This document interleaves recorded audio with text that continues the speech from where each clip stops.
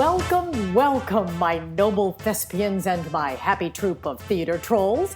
I'm your host, Dawn Westbrook, the biggest troll of them all, with my glass of Chardonnay. I hope you'll join me with a glass of something. And for the next few minutes, we're going to focus on the craft of acting, the art of directing, and embracing the process of this crazy career in the theater. I have some wonderful interviews lined up in the coming weeks, and this week is no exception. But first, this week's podcast is being brought to you by the Martha Hill Newell Playwrights Fund, whose commitment is to both local and national playwrights, and holds the belief that the relevance and vitality of American theater depends on the continual infusion of new works.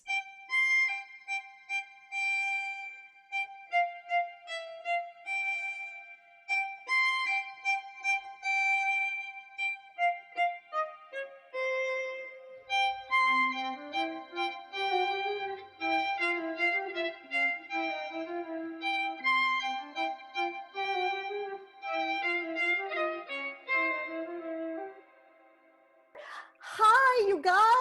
We're good. How are you, Dawn? I am great. It is so good to see your beautiful, handsome faces. I'm going to open this up from gallery view so I can see you better. There we go.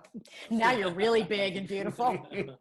So, hi. It's so good to see you. Did you get out on the lake today? We did. I did. Stephen did. I didn't. It was a little windy, and by the time I have the morning walk of the dog, so by the time I got home, it was a little too windy to ski. Oh, it was? Oh, okay. Michael, did you get out there? I did. Of course I did, yeah. And you didn't ski, though? You were just out on the boat by yourself? I did ski, but it was a little bit like exercise run. When it's that choppy, I did it. Yeah, I've got a friend across the lake that has been sort of careful with COVID and whatnot. You know, it's I know. Boats, everybody's kind of at their point right now where it's kind of whatever you're comfortable with kind of thing. Exactly. And it's just the two of us in the boat, so it's fairly safe. But yeah, so we have... I skied with you once. Yeah, I know. And I tried to slalom. I couldn't do it for crap. I couldn't do it. I couldn't do it. I was so happy I got up on two. But man, I remember when you were skiing, Dennis Young, who was my music teacher in middle school, still very good friends with her. And it was her boat. And you went out and skied, and she could not stop talking about the pull. She goes, he's pulling this boat. How do you pull? The drag on the boat. She says, I've never had anybody on this boat that does this. It was amazing. You were that's amazing. My goal, to stop the boat. Dragging the boat back. So guys, okay, we know what I've got. I've got my glass of Chardonnay. Of course you do. From Blenheim Vineyards. Do we know what that is? Do you know who that is? Do tell. Wait. Dave Matthews. Mr. Dave Matthews. This is his winery in Charlottesville. And I don't know if you can see it, but I actually put it in the refrigerator. There's too much ice. Do you see the ice? It's just going to stay there chilled for our lovely podcast. So I can just keep drinking it. It'll stay cold the whole time. There you go. But I've got my Chardonnay. What have you guys got? Well, I am drinking out of this hot and cold cup that was given to me for my birthday, and it says, this is probably Tito's. And I have a feeling it is it not? It is indeed Tito's. As a good native son of Texas, I have to drink Texas vodka, and so I'm drinking Tito's tonight. And my drink of choice is Casamigos tequila. Made Blanco. by George Clooney. Was that George? Well, it was his brand. But it's his brand, right? So we've got George Clooney represented and Dave Matthews. There you go. Exactly. So guys, I'm going to toast, and we know what we're going to toast to because it would be wrong if we didn't, right? Right. I'm going to say to life. And I'll say l'chaim.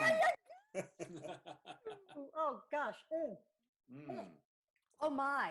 I have never had this before, but we may have to take a trek down to Charlottesville and get more of this. That's really good. Good job, Time and Dave Matthews. So, Michael, before we start with Mr. Tevye and talk about Yale and all of the wonderful things that he's done, you and I go back a lot farther than me knowing Stephen. It was like the late 1980s. Should I even say that? I feel like I've known you forever. You say that in such a... You say that in the most positive way, right? I know, right?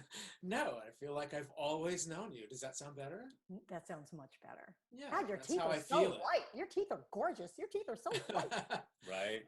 But we have known each other. We actually did a lot of theater here in Richmond. Yes, we did. We did. We were talking. Let's see, what shows have we done? We did well, I think we did a couple of children's theaters at the Mill. Both worked at Theater 4, which is now Virginia Rep, Children's Theater touring, right? And then we did a lot of shows at Swift Creek Mill Playhouse, who just COVID hit, and now the flood hit them and decimated them. And they're doing like benefit, like, I don't know, a GoFundMe page or something. Wonderful Stephen and Tom Witt there. And so we'll put a plug in for them, anybody that can help. I'll put that on the Facebook page. But you and I did Lend Me a Tenor. We did Lend Me a Tenor. We did Dames at Sea. Don't forget Dames at Sea. Right. And then we did, we're talking about understudies, because he had Stephen and you had, or Stephen listened to Michael Masters, where I'm like, don't ever offer me understudy, because I ain't ever doing it again. I do it, and I can't. I don't like the understudy job for sure, except the one time I understudied that I enjoyed it was doing Me and My Girl, understudying Larry Cook as Bill Snipson, and you got to understudy Robin O'Neill. As they're hard acts to follow. I will say. I know, very hard acts to follow. But I actually think we did. I'm going to take another drink. I think we did pretty well. I think so too. And I am going to post the picture of you and Me and My Girl. Oh, I love that. Yes, and that was so much fun. I don't know if I've had more fun on stage than being in that show, for sure. Playing that role, for sure. You know what? It really was. It was so fun, and they were tough acts to follow. They really, truly were. Always going in, you know. I always heard, don't ever let your understudy go on. They may be better than you. Right? Said, okay, bye-bye. Oh, well, right. Well, but then there's also Sutton Foster was the understudy for Thoroughly Modern Millie, and then she got the role. And I don't remember what the role was, but Shirley MacLaine, her first role that catapulted her to stardom was she was the understudy. See, there you go. And you go, oh my gosh, see, there you go. Don't let your understudy go on anything. Yeah. Now, you had an understudy for Fiddler, right? I would not want to go on after you, I have to say. I would not. No, we had two. I had two guys ready to go on to play Tevye. I mean, and the crazy thing is, understudying is because more often than not, an understudy will cover more than one role, because they're trying to minimize their spending of understudies, etc. Right. And so we had like one gal who did all the daughters. The female track. On one day, she played Zeitel in the afternoon and Hodel at night. Oh, God. All in Yiddish. I know, and my hands are starting to sweat already. Exactly. Because I was the swing. I did King's Dominion. Did you ever do King's Dominion? I was just going to tell you that I was a swing at King's Dominion. I was too. And you tell your story. Okay, I was in Surf's Up, Baby. There were 6 of us. There were 3 girls and 3 guys, and I had to play all Sandy Flores. Sandy Flores. Of course. I was understudying Sandy. Not an easy act to follow on that one either. No. And and Chris Mellon, who just passed away with pancreatic cancer, one of my favorite people ever, and he was in the show as well. But he was he was the vocal coach. I was dance coach. I would go out, and the first thing you did was, this was when corded microphones, right? Stands and corded microphones. Those are the days. I'm sure people are listening to this that have never even seen what that looks like. But so we would run out, you know, in our little 60s garb, Surf's Up, Baby, and go to a mic. And I can't tell you how many times I went to the wrong mic and I get butted out. You're at the wrong mic. Get over. You know, like, oops, sorry. You know, 3 little couples, guy, girl, guy, girl, guy, girl. And I would go, oh, crap. I'm supposed to be over there on stage left, not on stage right. So I did that, but I hate it. I didn't like it either. And I worked at King's Dominion 2 seasons. I did the main stage show there. And the second season, I said, please, I don't want to do it. And they made me do it. Because, see, you're good at it. You're good at so many things. I guess so. But you know, right? It was like, I really didn't want to do it. They made me do it. And then, like, there was a main stage. So I would have to learn, I think, maybe 6 roles, like 3 singers tracks and 3 dancers tracks. And there would be days when I would be out there, like, kicking my heels, and somebody would scream to me, move to the Kipper track in the middle of the show. And then you'd have to, like, go to the other side of the stage and do every dance step starting on the opposite foot. I know. It was a nightmare. I was kind of, like you said, the young gal who went on for all the daughters, and you go 2 roles in one day, and you go, I don't even know what the fuck my name is. I don't even know. And so here's a toast. I need another sip, because you guys have just made me nervous talking about being another. Here's to all the understudies that have ever gone on and will go on. Good for you. I'm going to take another big old drag. God bless understudies. In Michael's interview, I couldn't get it to do it, and we got to laughing so hard. I tried to get my. Because it was so full, you said. Mine won't do it because it's ceramic. No, it's pottery that you've made. It's pottery. Yes, right. I made a super. I call them spirit sippers. I know. Now listen, do you spirit sippers? I've seen that one. I've seen that one, I think, unless you have In more person. than one. No, I do, but Travel. I think you have seen this one. Have spirit sipper, we'll travel. That's Yes. it. That's all you need. That's it. Well, Michael, it is so good to see you. It's so good Oh to my see God. you too. Thank you for joining It's fun us. reminiscing a little bit. Of course, I'm gonna bow out now. Yeah, I told you to stay, but you said you didn't want to. I'm sure you have things you want to do, like go throw some pottery or something. That's it. I right. will. I'm gonna go throw some pottery. All Well, right, take care. I love you so much. I Thank love you you so too, Dawn. much. Okay. Bye. Bye. Bye. Bye. Hello. Hello. So now you all are we're doing this live from, I'm going to say, I don't know how to say this, Mayapack. Mayapack. Well, Mayapack is how it was pronounced when we moved here 20 years ago, but we were told the old timers say it more the Native American way, which would be Mahopack.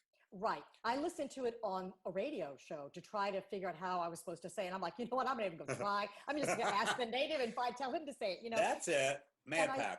It's beautiful, Stephen. And I was looking at the pictures, and they call it a little hamlet in New York.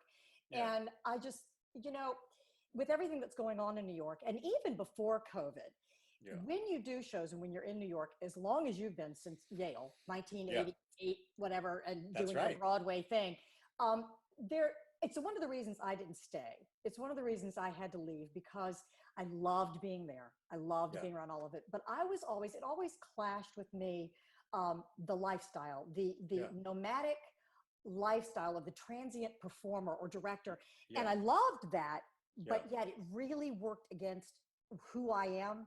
And I knew I needed to be in a place that was not the city. And you must be able to, and I want to talk about this too, the train ride or the car ride into doing Fiddler. Did you do 8 shows a week? We did 7 and when we were downtown, and then we moved uptown and we did 8. Okay. So then you were staying in this beautiful little hamlet. Yeah. And then if you had a matinee, what time do you have to leave? Well, it's about 2 hours door to door with the train commute. I decided long ago that I would rather let the train get me there and not worry about traffic and not worry about parking. And that way I can look at audition material on the train, or I can run lines on the train. I can absolutely lose sight. And I mean, and there were days when I was in Wicked, the train hit somebody, and so my Lord, the train, it was a bicyclist, and they so the train was stopped and then there had to be a police investigation. So on a day like that, I call the stage manager and I say, I'm not going to make it because we were stuck for hours. This is when you were doing Dr. Delamont, right? That's right. That's right. Okay. The goat. The goat doctor. That's right. The goat. It's bad. It's so bad. That's it. But anyway, the point is that to be there I mean, with Fiddler, and there were lots of things for me that changed with Fiddler that I had never done before, which is one would be, for instance, Dr. Dillerman. I wouldn't necessarily feel like I needed to be at the theater an hour before curtain for Dr. Dillerman. Mm-hmm. So, and that would mean which train I would have to be on. But for Fiddler, I didn't want to cut it close. I didn't want to have my blood pressure go up thinking I'm not going to make it in time, or I'm going to make it just in time. Yeah. So for a 2 o'clock matinee, I would probably be on a 10 o'clock train. I was going to say 10 o'clock. That was my guess. 10 o'clock. I wasn't usually the first performer there. I was probably the second. There were some diehard guys who were always there. The dancers? They took pride in being there first. But I was there pretty early, and then I just could chill. But I love the train. I love the train. And people often ask me, do you miss the city? Do you miss living in the city? And it's like, hell no. That's the answer that I was thinking, because for me, I think about all the people that were in these high rises just stuck during COVID. I mean, right? And I was able to walk my dog out here. We live in a beautiful area here. Maybe I can have you guys down here. I would love to have you come. You guys have that beautiful little hamlet city. I looked at the pictures and you're beautiful. Michael is quite the homemaker. I know how he handles things. Yeah. Gorgeous. And he just fixes things up, and he's got his own little pottery, shed, and not shed, but it's kind of like now it's an addition, right? It is. I mean, and he made it look as if it is an addition, and it was made by the Amish in Pennsylvania, and then was brought to our property and built on our property. But it really is a glorified shed, but it's exactly what he wanted and needed to do his pottery. And I understand that you're an artist too. Do you do quilts?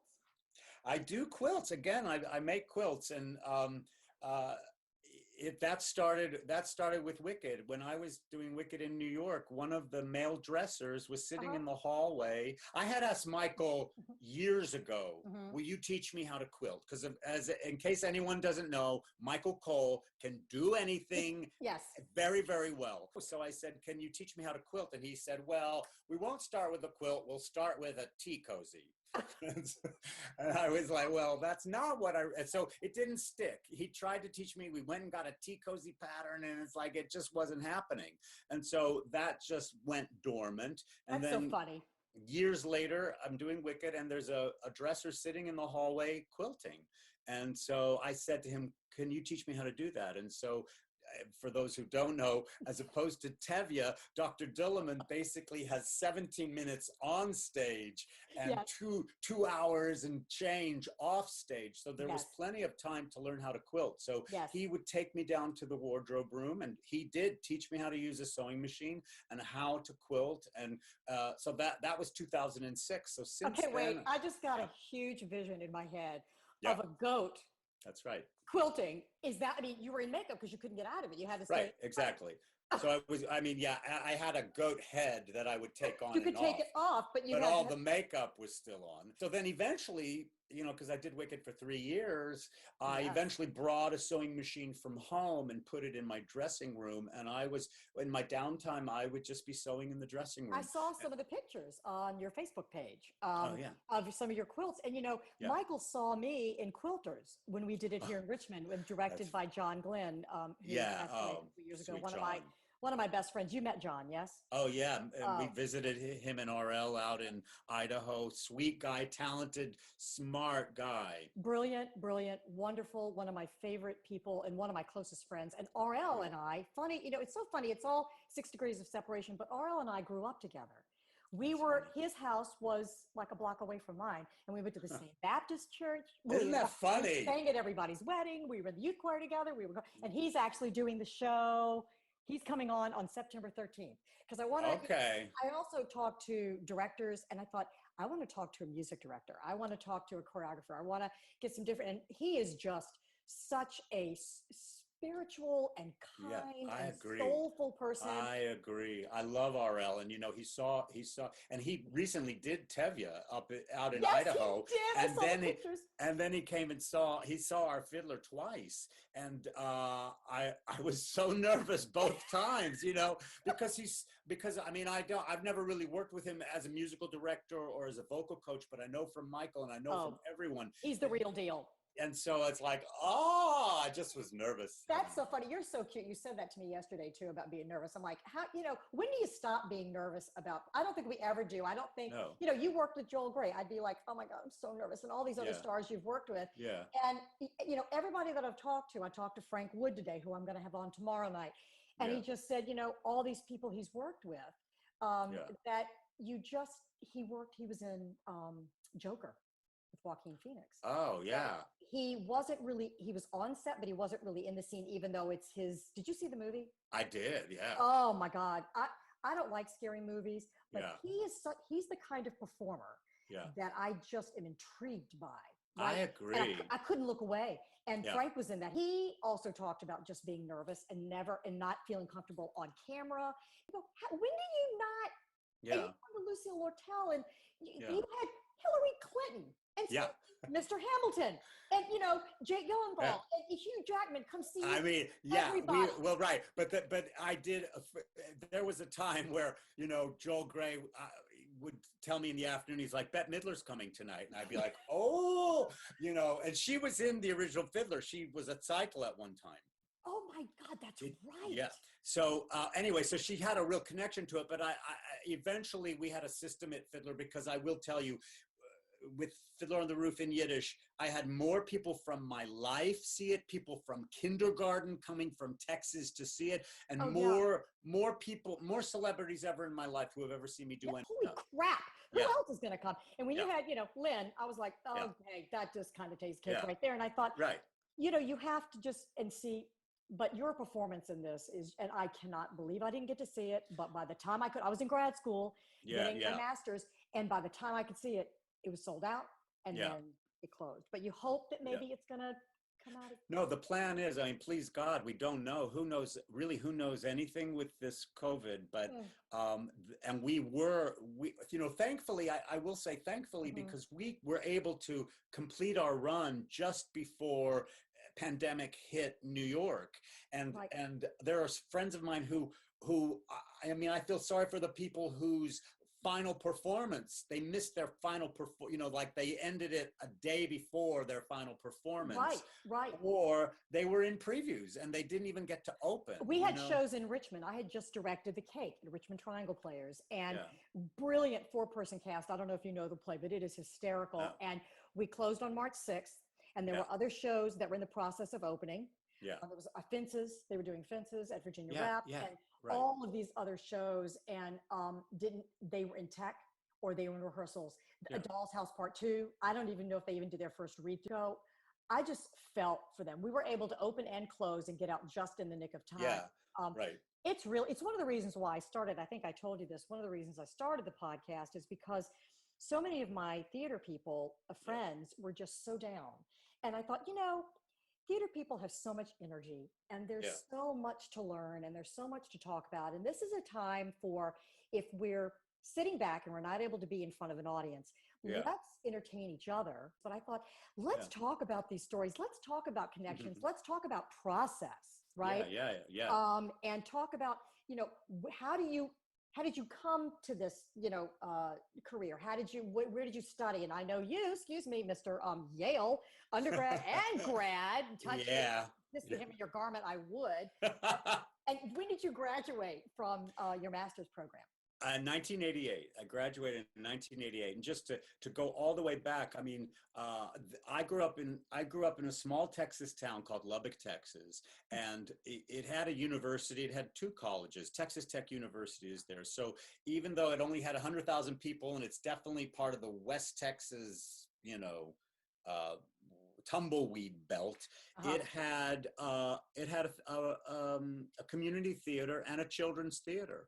And so when I was 10 years old, my brother, I'm the youngest of 4, and my older brother was enrolled in the children's theater. And so I said to my parents, I want to do that. So they enrolled me. At age 10. Wow. At age 10. And I do, I, over the last, 20 something years, I've been teaching, and I do sometimes tell my students that whatever got me into the theater that I wanted to do when I was 10 years old, and I was in Jack and the Beanstalk, and I was doing plays, part of that is still the same thing, no matter I'm 10 or I'm 60 or 58.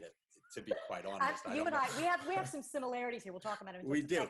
Anyway, there's a similar desire, which is to entertain, to be in front, maybe to pretend, and to tell a story. And so it started when I was 10, and I then went to I did plays there, and I did children's plays as well. You did Tevye in the community theater? I didn't play Tevye. Well, at first, I played Pavel, the peasant boy, in the Lubbock Theater Center's Fiddler on the Roof. And when I was 17, I went to National Music Camp Interlochen, Michigan, which is an arts camp. That's the one. And that's when I was 17. I played Tevye, and I did win the Best Actor award at 17. Of course you did. And Michael would tell you, if he were still in the room, that I still, when I first was introducing him to friends of mine that I knew from summer camp, they would say to him, "Did you see his did you hear about his Tevye? Oh, you should have seen his Tevye." And at so age 19? 17. 17. Right. Yeah, 17. Then I did him again when I was 21 at Yale undergrad, Tevye again. Oh my God. And then I didn't play him for, I was all my adult life. I mean, it's just a role that we're getting ahead, but it's a role that just hit you in the heart. And then you did Laser Wolf. Did Laser Wolf in the revival in 2016.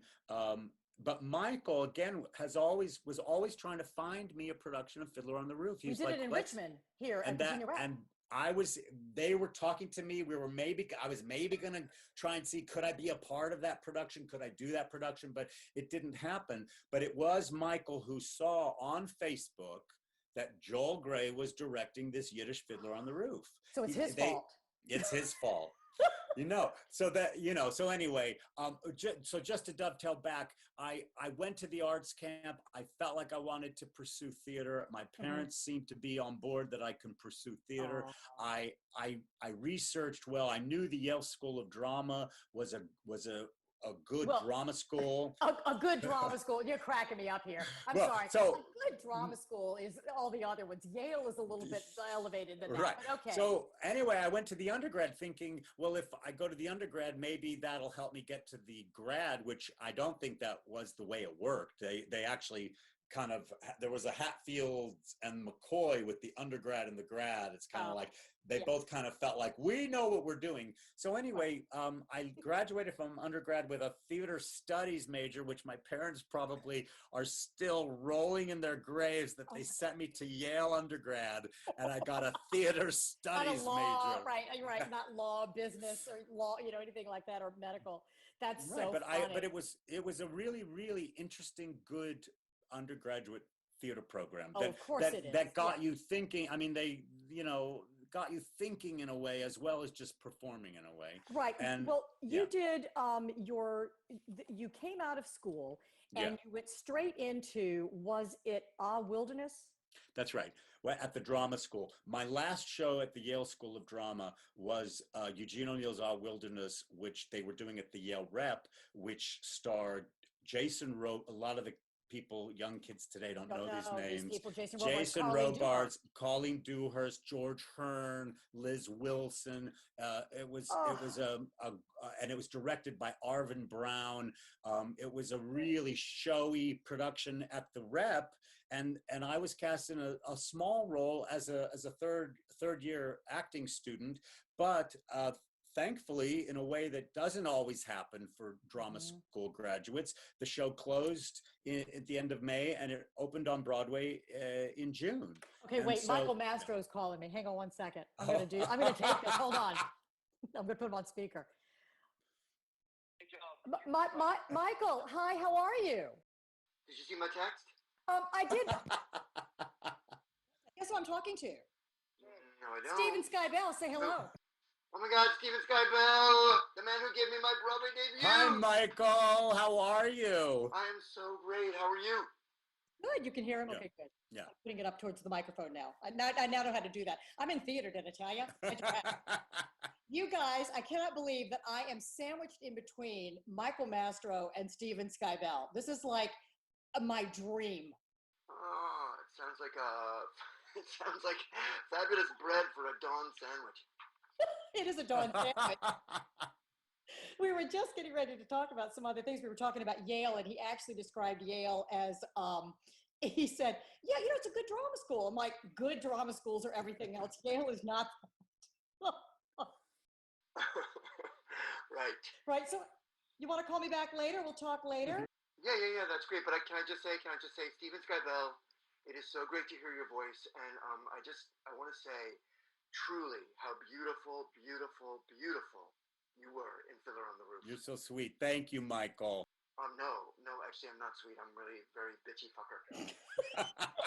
But I just wanted to say you were really fucking amazing. Thank you. Yeah, brilliant, beautiful performance, he said today. And Thank you. So, Michael, I just feel like I am just the shit right now that I've got both of you here. Listen, I love you, and I'll call you when I get done here. Oh, yeah.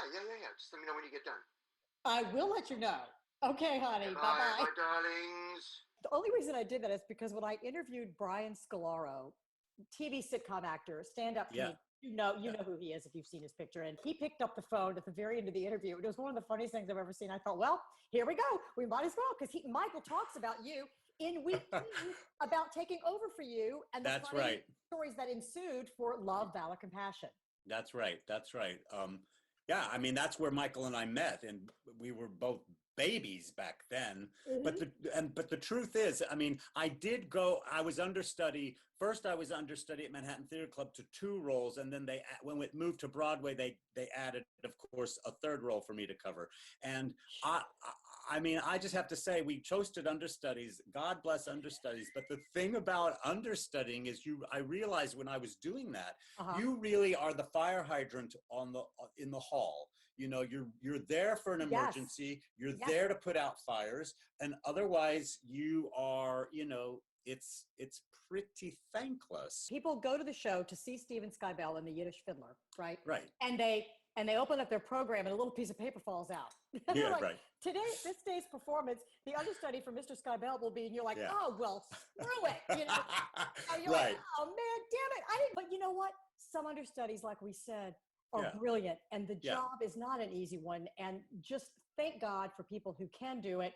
And now, Emily Skinner came down, and I told this story. Emily Skinner from Richmond, another Richmond. Yeah, I love her. Oh my God. Well, you do. We have some, I think, full Monty stories that we're going to talk about. Dirty Mama. I think we're going to talk about Dirty Mama. Don't ask me how I know about that one. That is so funny. I gotcha, didn't I? I surprised you.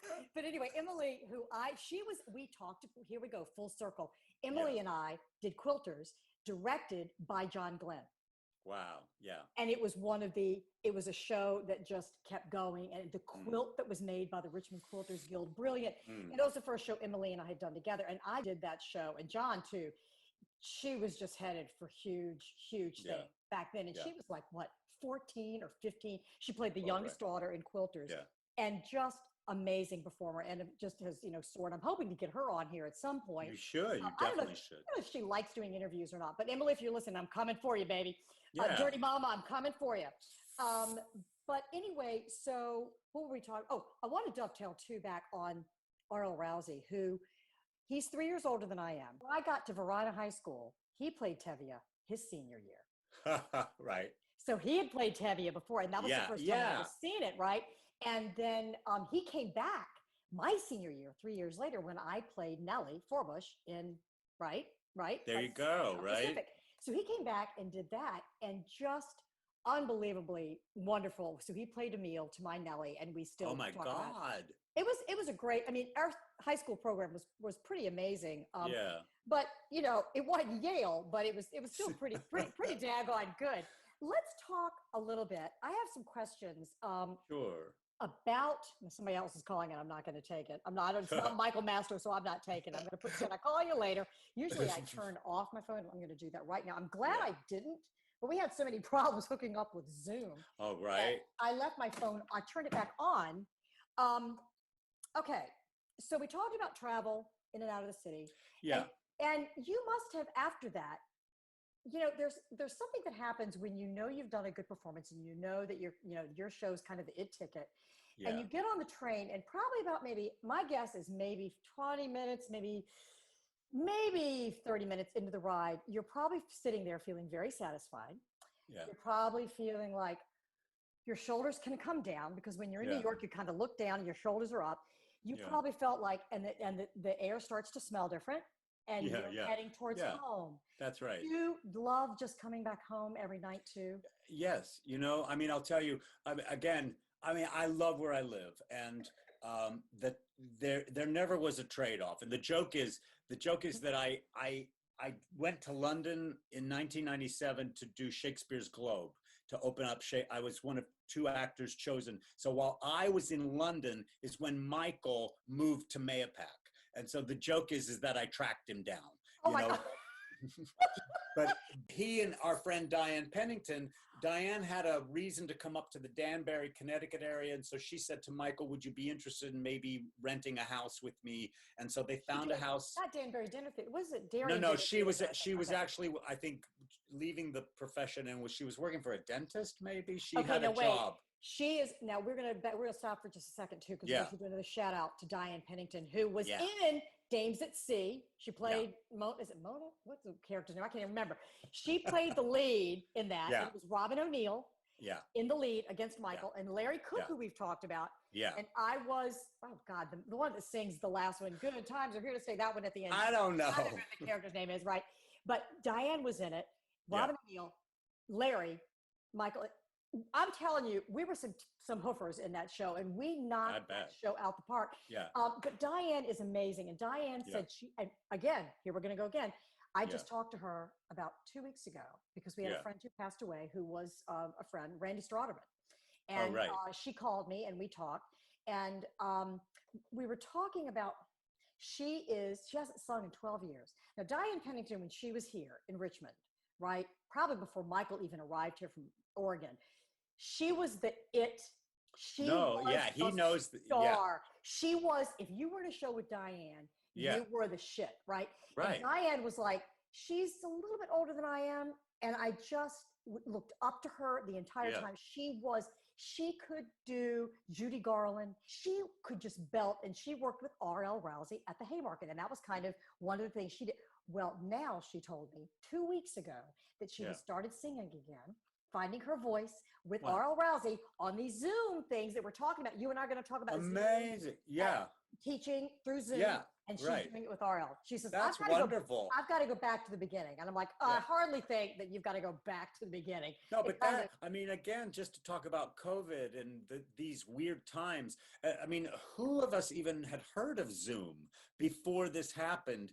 And now, I mean, there were other things, but, you know, Skype or whatever, but this Zoom platform has really been a game changer. It's been a saving grace for this time in terms of people being able to continue to have meetings and work. But for actors and for Diane, it's a boon to be able to do that. It's unbelievable, and it's why I started. I did Zoom and Go React when I was doing my master's program, so I knew of Zoom, and so I knew of it, and I thought, you know what? I don't know how to edit. And I thought I can do a one-stop shop. The producer and me, because I produce some things, will be really happy kind of setting things up and do our little pre-meeting and talk to people and get to know them. And then the actress and me, who've always loved doing talk shows and interviewing people, can do this, right? Like we're doing right now. I'm never as happy as when I'm doing this. And then the director and me can go back and edit. So through this, there is some silver lining through this. And this is the reason that I started the podcast, because I think there is a way to stay happy. There is a way to stay connected. Michael did Judgment Day with Jason Alexander and Patty LuPone. Yeah, right. They did a Zoom meeting. I bought it. You had to buy it. I can't remember what theater company it is, but I'll put it on the Facebook page, Twitter, and Instagram. It was great, and they're starting to learn. These theater directors are starting to learn how to direct through Zoom. Absolutely. We're not used to theater being in a box. No, we're not. And it's not necessarily a replacement, but it certainly is something that can happen in the interim. You know? And we can give, and I said, you know what? I said to one of my friends who was on, I said, give an actor a platform.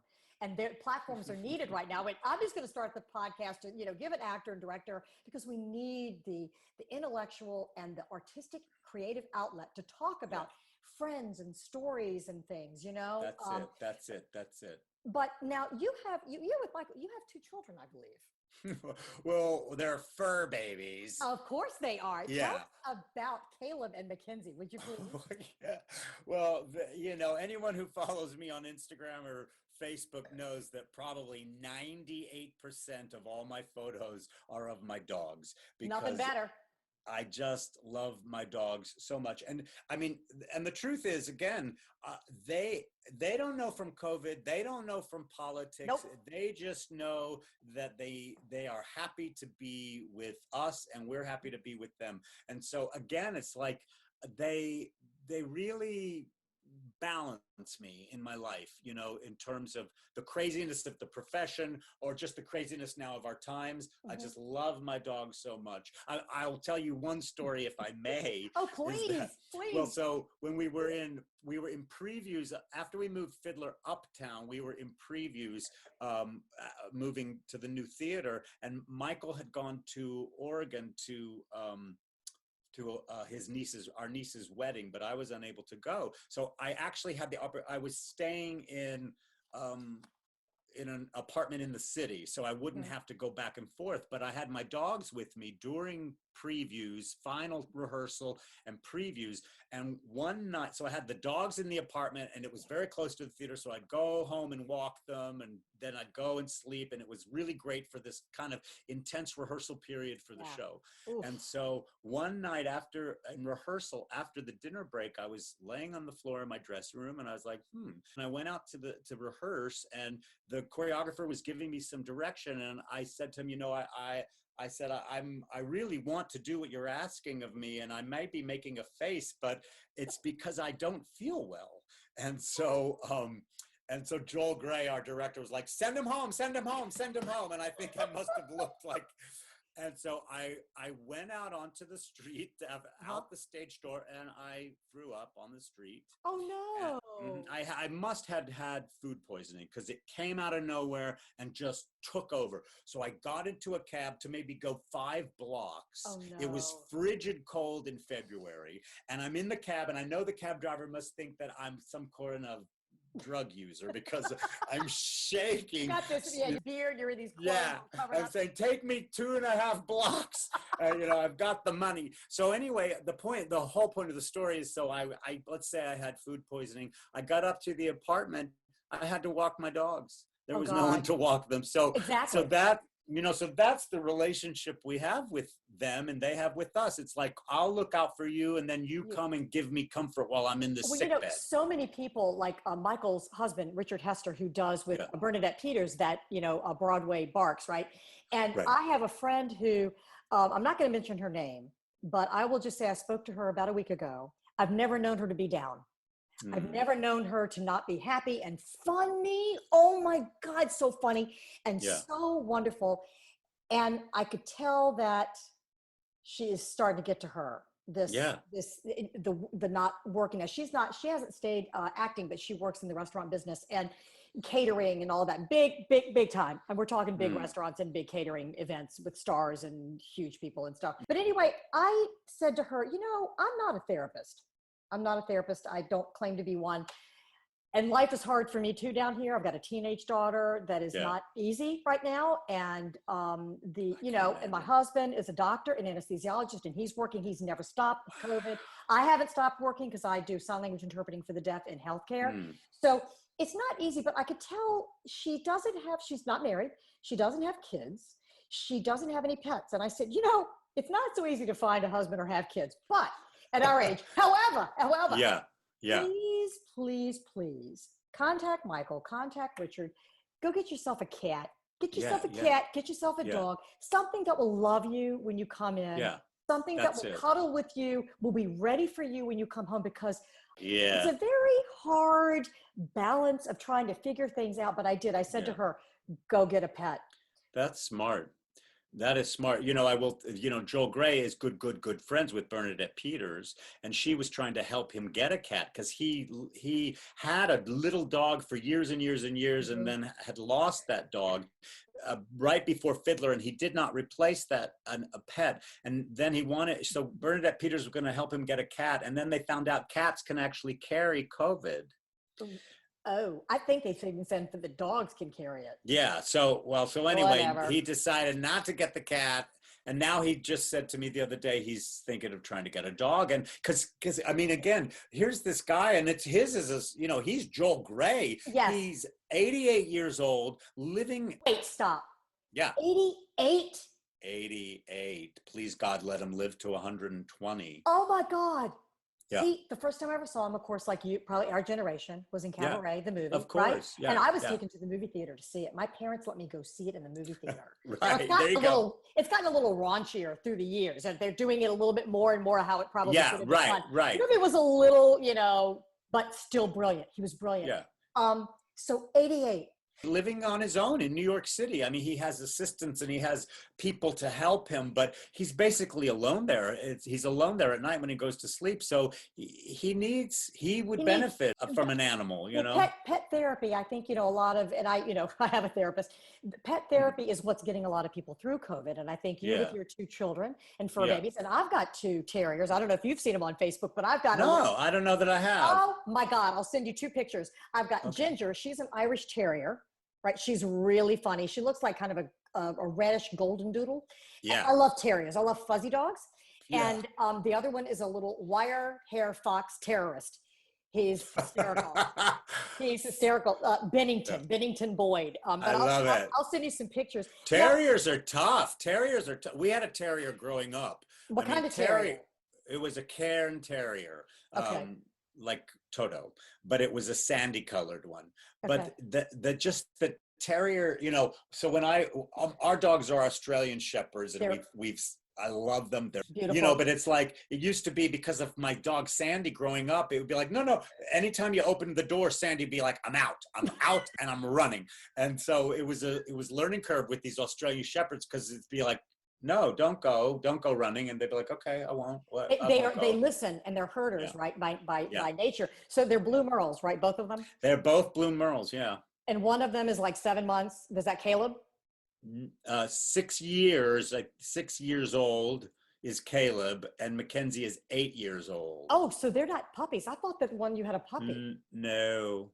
Oh, okay.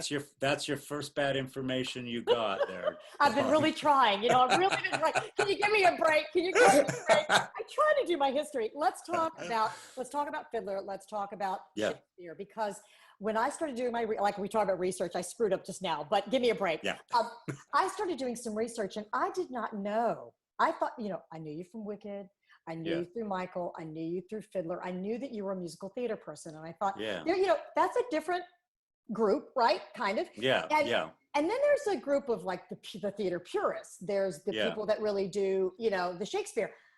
I had no idea, excuse me, Mr. Skybell. Yeah. Tevye, that you had been in like, Pisanio, in Cymbeline, and you had done, oh my gosh, what other ones? You were Bottom? Yeah. In Midsummer Night's Dream.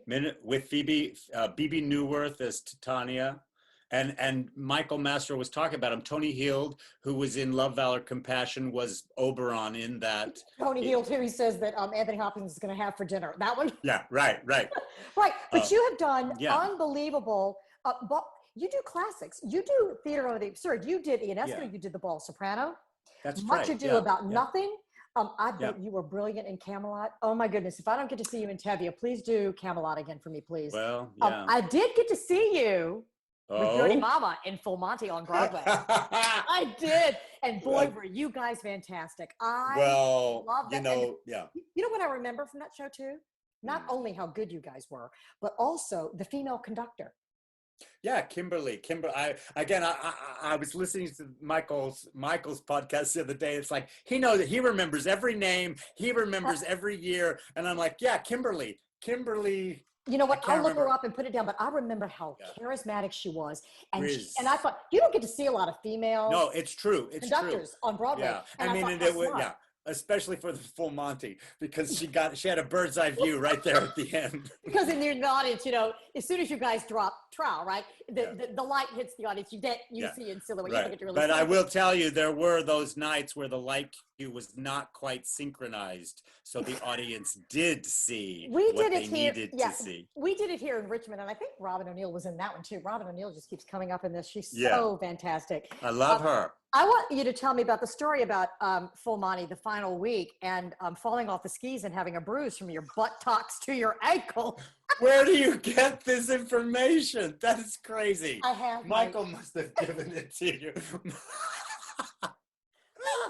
about that. Right. So, all right. So, well, first, I just want to say, and I will tell you, but I just want to say, I want to address the issue of classical actor versus musical theater actor, is that I have never considered myself a musical theater actor. I have.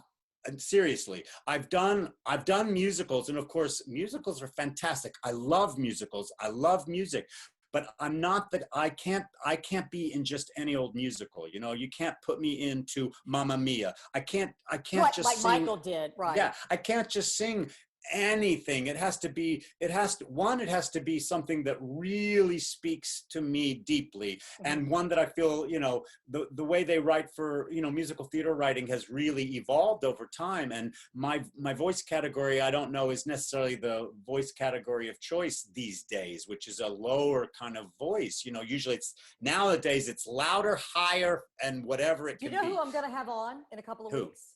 James Barber.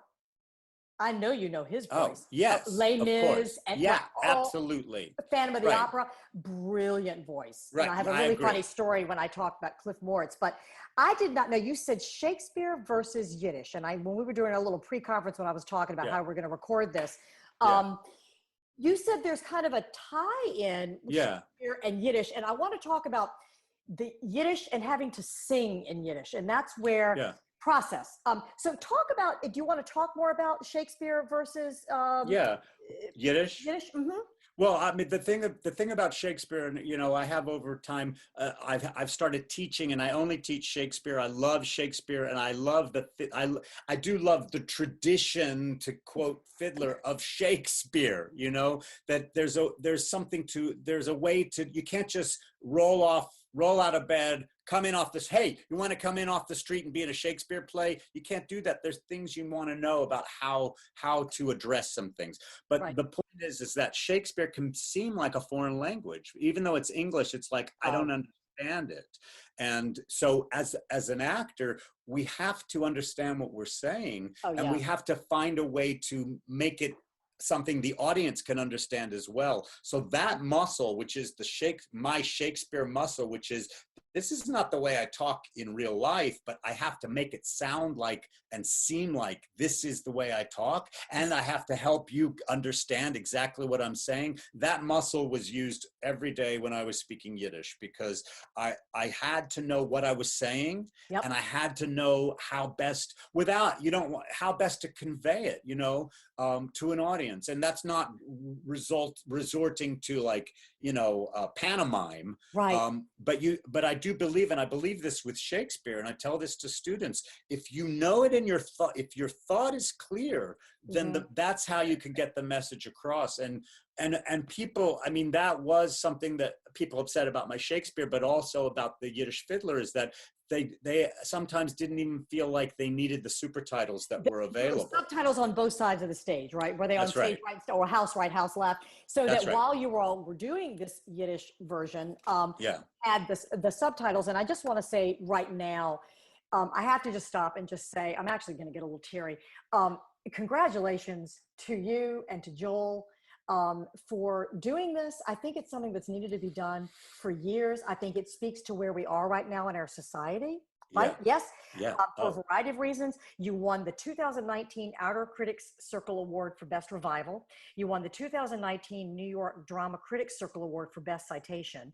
And then, you, Star, won the Lucille Lortel for Best Lead Actor. And I just, it was the talk of the town. It was the talk of like you said, people coming from Texas, and we had people, like I saw pictures of Joy Gratz and Ariel Williams, and I think Tom Witt came, and Paul Dees, and people came up to see you from Richmond, people that knew Michael, and it just, what a celebration of life and of a story that needs to be told. And now I'm going to talk about, real quick, some clips. When I do this, I ask people to send me clips or, resumes, unless you're like just offer only. Don't send me a resume. I can find you online. I don't think I'm going to have a problem finding it, which was you, But I just, where was I even going with this? Do you love me clip? That is it, because we talked about it yesterday. Thank you. Yeah. I was looking at my page. Look at my page.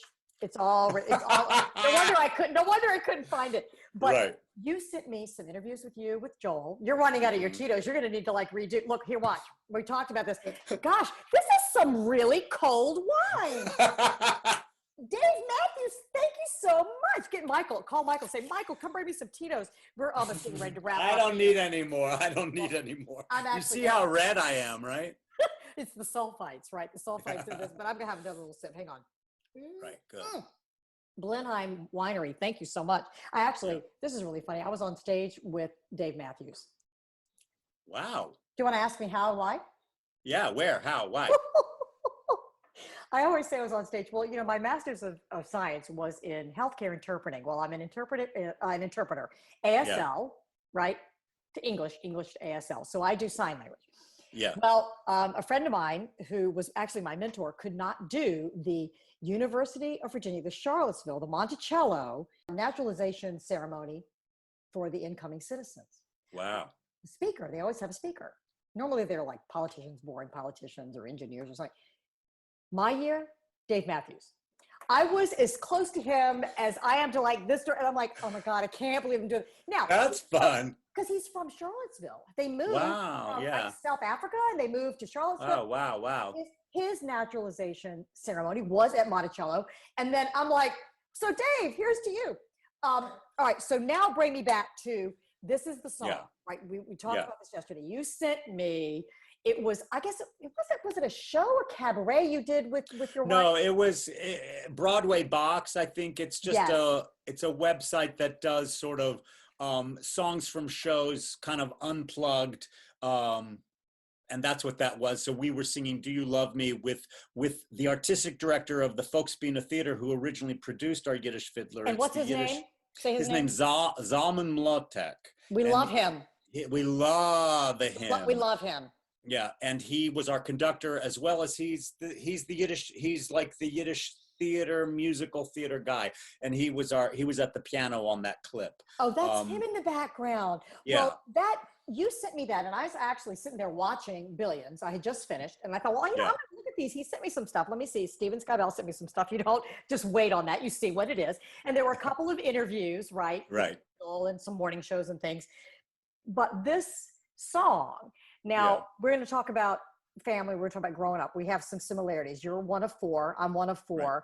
We have mothers that actually died on the same day, August 11th, but not in the same year. Your mother died of pancreatic cancer. My mother died of ovarian cancer.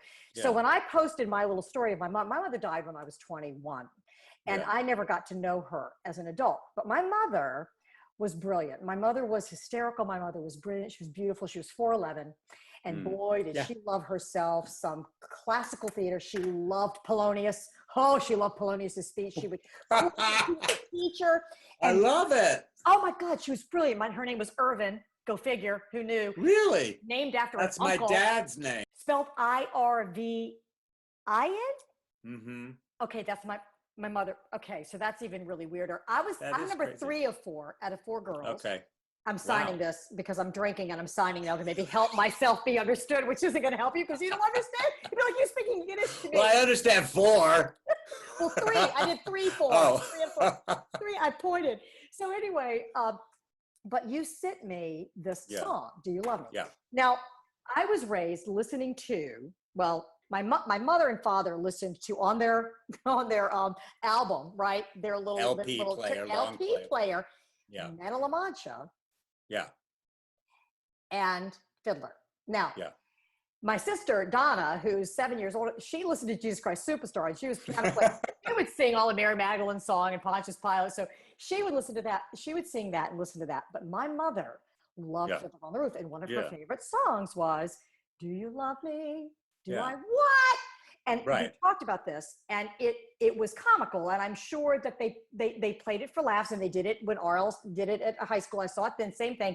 People love that song, right, for a variety of reasons. Your song hit me in a place I've never been touched before with the song. Mm-hmm. And I know you give Joel a lot of credit for this because, yes, as directors, we do bring things to the table. And I don't know if you direct or not, but it's not, you do bring it, but you have to have actors that can execute it. Yeah. You made me the whole song. You not only want it, but you need that answer. I'm getting teary again because it just, you are so, you can see it in your eyes and you can see her going, what, were you going to ask me this really? Look, I love you because I love you. You don't need to ask me this. Please, I'm a type B. You don't need to ask me. You're more of a type A. Tevye is going to hurt. I need you to, but there's you go at it from different directions. Each time is just a little nuanced differently. Well, that's it. It has to be, I mean, again, the thing I know from my training, my Shakespeare training, is that anytime something's repeated, it has to have a journey. So if a Yes. character asks 5 times in the song, "Do you love me?" it can't be the same each time. So there has to be a journey. And just about Joel and the way he and I worked on Fiddler, he had seen it. I told you this. He had seen the out of town tryout in DC of the original Fiddler, Yes. because Hal Prince was already thinking of cabaret, and so he knew Joel, and so Joel went to see the Fiddler and has been thinking about Fiddler for 50 plus years. Joel also felt that someday he's a father in his own life, that he would someday play Tevye, and he never did. So he had so many thoughts just in his gut about what Fiddler on the Roof was. And one of them was that it's not just about a screaming, shrewish Golda, that's not the joke of the song. No. And what he traced is that all the way back into the first act, when Tevye is thinking, should I let my daughter marry Laser Wolf? The kind of overriding argument of Laser Wolf's is that I like her, I love her. And so that's where love really becomes part of this musical's journey. And so all these daughters are getting married. So it makes sense that this song, which can be a little sort of inconsequential, is actually the center, in some ways, the centerpiece of these two characters' lives. And that the thing I love about Fiddler, I certainly love it now, being a gentleman of a certain age, that it's a musical about middle-aged people. And so that this husband and wife who have grown-up daughters and have married their daughters off, starting to marry all of them off, that the husband is saying, is this something that you and I can even think about? Our daughters are talking about it. Our daughters are demanding it and wanting it. Is this a boat that has passed us by? And Joel wanted it that way, but so often in the direction of his vision of this musical, he would say something and you'd be like, wow, I never absolutely had thought about it that way. And then absolutely, that's the way to do it. That is the way to do it. It has to be. It actually, he's brilliant. He's brilliant because as a director, you need to find that moment that then's the thread, because it takes you then to the rest of it. And you don't feel so bad for Tevye because he does get the answer, right? Right. Well, absolutely. She says, I mean, it's sweet. And Sheldon Harnick has gone on record that he wrote that song trying to make these two into the parents that he never had in his own life, because they were not a happy couple. And so it is it's a little bit of she doesn't quite say, yes, darling, I love you. She says, I guess I do. I guess I do love you. And he says, well, I guess I love you too. But they do change, that acknowledgement, it moves them closer to a different place than they were at the beginning of the musical. Yeah, there's a trajectory for the beginning, right? Yeah. And then you hit that point. Is it in Act 1 towards the end? It's in Act 2. No, it's kind of 1/3 into Act 2. Okay. And then the truth is, and it's interesting because then Tevye and Golda seem to be allied, but then it's the third daughter, and they you get this feeling that they're not completely in agreement about how to deal with the third daughter who has married the non-Jew. But ultimately, I think they are on the same page about that even.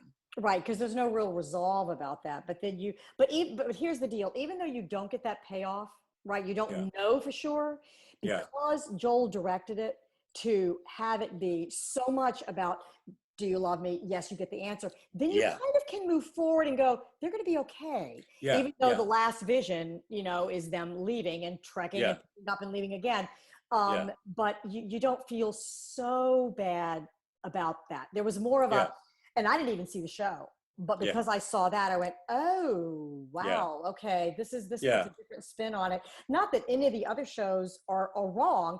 It's just that this just brings a whole nother level to this. Now let's talk real quick before we have talked so long, but, and I'm sorry, I'm going to have to do this. I'm not going to have to do this in 2 acts, but, COVID and, what you're teaching, but you've also been working with this this Zalman Mlotek. yes, who Yeah. we said we love. And what We are you love him. doing during COVID and why? Yeah. So the thing is that again, I said to you, I don't consider myself a musical theater performer, but I have now become a little bit of a poster child for Yiddish in song.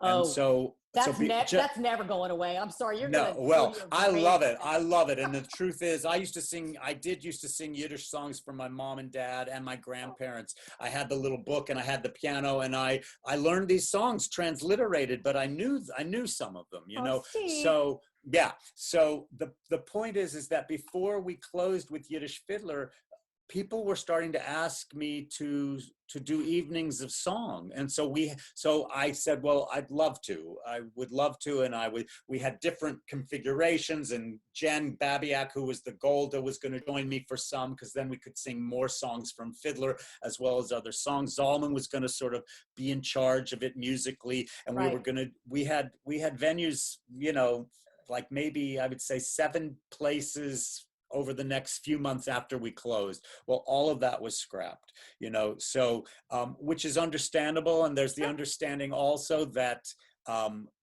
once things happen again, they'll come a calling. But in that time, I've been meeting with Zalman once a day, every week on Zoom. And he basically is the font of Yiddish music theater. And so I've been studying at his knees and learning Yiddish songs from him. And so I now have like way too many songs for one evening. I've got 44 songs up and ready to go at the drop of a hat. I'm sure that people would pay for 2 nights. But I love it. I do love it so much, you know. And it's like they've been saying that Yiddish was dying for 1,000 years now, and with the Yiddish Fiddler, it's just been a testament to say that it's not going anywhere. And it's important. There's something, you know, there is something important about nurturing it and keeping it alive and not letting it die with the last generation of those who spoke it natively. And not, you know, and so so I'm so excited to kind of take it all. And you know, I didn't get to completely make this point, which is just as we closed Yiddish Fiddler, we were to go on tour with it, and our first port of call was to be China, which was scrapped, of course. But then there was an Australian part of that tour, and then we were going to do a national tour. And so all of that has been put on hold. But the point is that Yiddish there's roots of Yiddish all over the world where communities went and started. And so it really is, if there ever was a show that could travel the world, it's a show in Yiddish, because there are Yiddish speakers everywhere. And it's kind of a combination. In one of your interviews, you said it's kind of a combination of a lot of different types of languages, not just one, right? It kind of took the languages of the countries where it was being hosted. So there's Hungarian in it, there's Russian in it. German, right? A lot of German. Right. Yeah. Let me ask you a question about Yiddish and singing, and then it'll take us to our last little bit.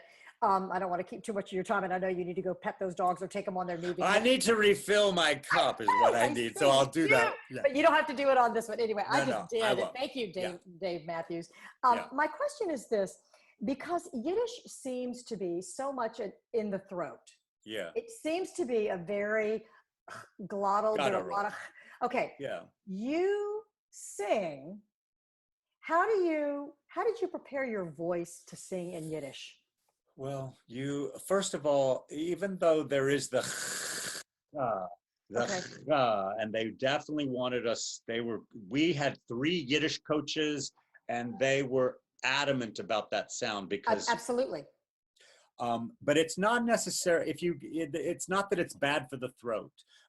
So I really feel like I loved the kind of the chutzpah. Yeah. How's that for you? Yeah, very good. Chutzpah, right? Yeah. No, just that it's full-bloodied. The Yiddish language is like Italian, I suppose. It just feels like it felt fantastic to sing in Yiddish. I just loved it. You definitely show that. There's no question that I've been listening to it all week, and I just, haven't not seen it, but it is just a powerhouse of a performance. And I just, Yeah, as well, a performer and someone who knows Michael, and because he loves you, I love you.